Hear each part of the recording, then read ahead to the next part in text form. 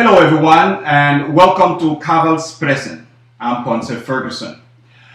A few days ago we broadcasted our Black Lives Matter segment where I spoke about the hypocrisy of the movement and I clearly stated my opinion about the movement's misguided and misdirected visions, amongst other things anyways. Days later I came across a video by this young man, Michael Whaley, a Marine veteran who himself voiced his opinions about the Black Lives Matter movement. Let's take a listen. It doesn't matter. People got my link. They still gonna share my video. My word gonna get out. My voice will be heard. I'm promoting this All Lives Matter movement.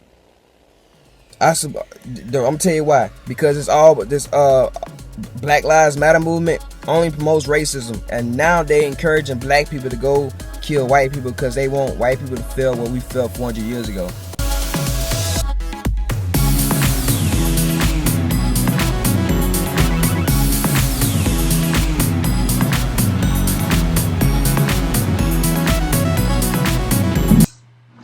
Well, Michael, welcome to the program. Thank you. All right. Listen, I want to ask you from the start. You've said in one of your videos that you have been called a number of things. You have been called Uncle Tom. You have been called the N-word and whatever else. Yes, sir. My question to you, Michael, is have you personally been threatened or verbally or physically? As far as being threatened, I haven't been physically threatened because I'm not really worried about anybody trying to, put their hands on me. As far as verbal wise, I tracked that video, like the video itself. When I was on Fox News with Megyn Kelly, that video it attracted the wrong people. Like it attracted racist white people who thought I hate my own race, but I really didn't hate my own race. I was trying to give out a message, and it attracted racist black people. It attracted black people who thought I was Uncle Tom, that I was like degrading my race, but I wasn't. So, as far as Facebook and social media, I don't really take threats seriously, but I got, death threats. I actually had a GoFundMe account set up where I was trying to actually raise money so I could actually travel to go from, community to community to the black communities to be able to speak on the matter. But people shut that down, so it's like they kept on making false reports saying I was trying to scam people. Boy, it wasn't even nothing like that. So they got my GoFundMe account shut down. They also had a police came to my house multiple times, because they saying, they called the police, gave them false stories or whatnot about domestic violence or whatnot. So the police was at my house multiple times or whatnot because of people calling in saying I was doing this, I was doing that I have guns in my house and everything else. Other than that, people just, have, people calling me the N-word, have people say they're going to kill me or whatnot. I really don't take anything, seriously until they actually come face to face. Then they say something to me. That's when I can take it serious. But from that point, I don't let stuff like that faze me. Let me ask you this question. That being the case, have you presented any reports or anything to the police? Now, as far as that, I really don't have no issue. As far as I haven't any report, I didn't report anything because I feel like it was pointless to report anything because I'm here in North Carolina and you got somebody in California that's talking about they're going to threaten to kill me. If you going to fly from California all the way here in North Carolina to kill me,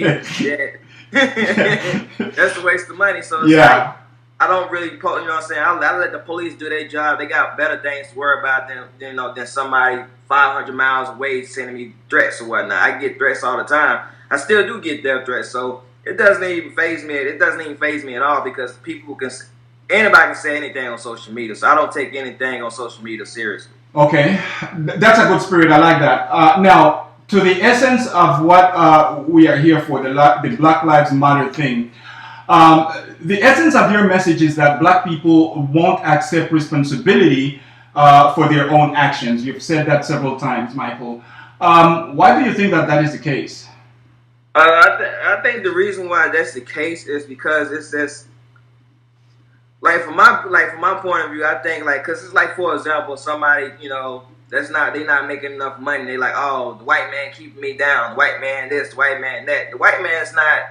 It's not doing anything. Like I tell people, you are responsible for the decisions that you make in your life. True. So you gotta accept. Some people can't accept the truth about themselves. Yes. So when you actually tell the, people that speak the truth, you got people that do anything they can, to try to silence them. Like Martin Luther King, for example. Martin Luther King spoke the truth, but he had people that didn't like him, that disliked him because of the fact he spoke too much truth. Right. So the thing that I was trying to get out of black people is that, in my eyes, like the main two, like the top two, like black on black crime is a very serious issue to talk about. So yes. How can we sit right here and protest police killing police killing black people, but the main people that killing black people is other black people? Right. Well said, Michael. Let me ask you this. My producer and I we were talking a couple weeks ago, and he said to me that it seems to him that Black Lives Matter have a different agenda than what they are actually portraying. That they go to all of these protests and whatever. But yes, sir. In reality, they might have a different agenda. And based on what you are saying here, based on my knowledge, what I know, and based on the thing, when you talk with people, it seems to me like that maybe he's onto something, that maybe they really have a different agenda. What do you think about that? The thing with Black Lives Matter is one thing people don't know. Black Lives Matter is funded by George Soros. And you look up George Soros is an evil man. So you got to ask yourself, why is this evil man funding Black Lives Matter? Right. What is his agenda? So it's not what Black Lives Matter agenda is, it's what is his agenda. Right. What is he do? And what he's trying to do is still cause racial division here in America to get us. In my perspective, I think they're trying to do that to keep racism here going on in America, to keep us divided. So that's why, because in order to take over the country, you got to divide and conquer. That's so, right.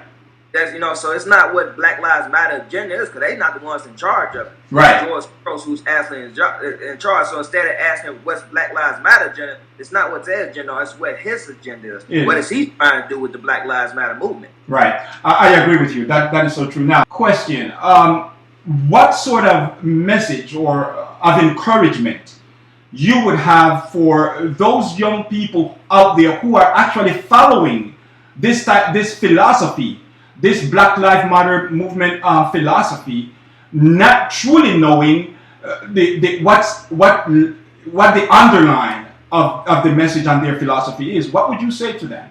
My message to the young black people is that it starts with education. Like, instead of you selling drugs, instead you want to follow that drug, the drug dealer mentality, get a job. You know what I'm saying? Just because, and the main thing will happen. One issue that I have with black people is that we tend to hate on each other for our success. Instead of hating on each other, we need to congratulate one another for his success. If you got a BMW, you know what I'm saying? Like, you got a BMW, you work hard for your BMW. So I can't sit right there and hate on you because you got a BMW. Oh, he got a BMW, I hate him. No. You got to get there. If he can get a BMW, you can too. Right. So instead of selling drugs, why don't you work at McDonald's? Have something legit. Why would you want to sell drugs where you got to constantly look over your back all the time, worry about getting robbed by other people, worry about getting shot, and then you got to look over then you got to watch your back from the police?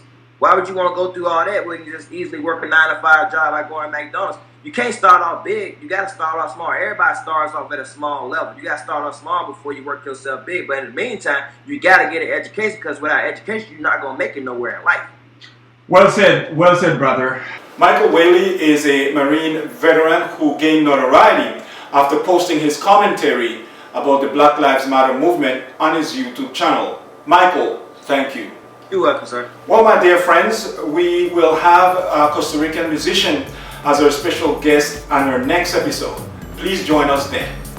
On behalf of everyone here at Cavals Present, I'm Ponce Ferguson. Be good, be blessed. Good night.